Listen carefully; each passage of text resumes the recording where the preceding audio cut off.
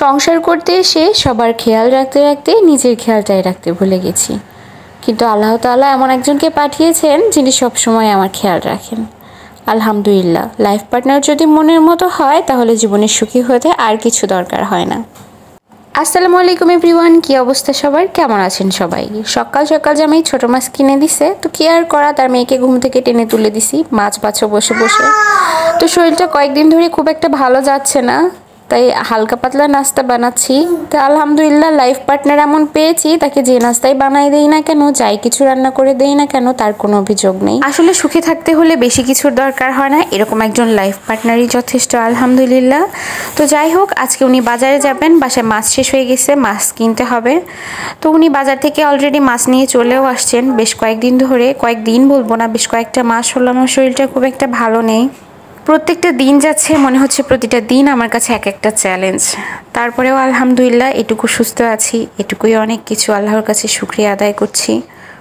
আমি ঝটপট মাছ ধুয়ে রান্নাবান্না শেষ করে নিব, কারণ আজকে আমি ডক্টরের কাছে যাব। আজকে যেতেই হবে, কিছু করার নেই। বাইরে প্রচণ্ড বৃষ্টি হচ্ছে, কিন্তু তারপরেও আমাকে যেতেই হবে, কারণ অসুস্থতাটা খুব বেশিই হয়ে গেছে। আজকে যেতেই হবে, না গেলেই নয়। তো বেলা 2টা বেজে গেছে, আর আমি এখনও ব্রেকফাস্ট করি নাই। তো আমি ব্রাঞ্চ করতে বসেছি আর কি, ব্রেকফাস্ট আর লাঞ্চ একসাথে। তো গতকালের ভুনা খিচুড়িটা ছিল, সেটাই গরম করে নিয়েছি। কি করব, ভাত খেতে একদম ইচ্ছা করে না। তো যাই হোক, বৃষ্টি কমার অপেক্ষায় সন্ধ্যা হতে চললো, অথচ বৃষ্টি কমার কোনো নামই নেই। তাই গুড়ি গুড়ি বৃষ্টির মধ্যেই 2 মেয়েকে এনেছি, আর কপাল ভালো বাড়ির সামনে এই রিক্সাটাও পেয়ে গেছি। তো রাস্তায় অনেক পানি জমেছিল, এইটা দেখে তো আমার পুচকুর খুশি আর ধরে না, সে মনে করেছে এটা সমুদ্র। তো যাই হোক, বাইরে ট্রাফিকের সিগন্যাল পাচ্ছিলাম, তো বাইরে দেখার চেষ্টা করছিলাম। আজকাল স্টুডেন্টরা ট্রাফিক নিয়ন্ত্রণ করছে, কিন্তু রিক্সা ঘেরা ছিল, কিছুই দেখা যাচ্ছিল না। আর হসপিটালে এসে তো আমার রসগোল্লাটা তার বাপ মা দুইটারেই হারায় ফেলছে, খুঁজতেছিল এদিক ওইদিক আর কি। তো যাই হোক, ডক্টর দেখানো শেষে বাসায় চলে এসেছি। আর সন্ধ্যাবেলা পুচকুর দাদা ভাই তার জন্য সিঙ্গারা নিয়ে আসছে। আর আলহামদুলিল্লাহ 1 মাসের মধ্যে 2 কেজি ওয়েট লস করেছি। যে সময়টায় ওয়েট গেইন করার কথা, আমি সেই সময়টাতে ওয়েট লস করতেছি। তারপরেও আলহামদুলিল্লাহ বেঁচে আছি, সুস্থ আছি, এটুকুই অনেক কিছু।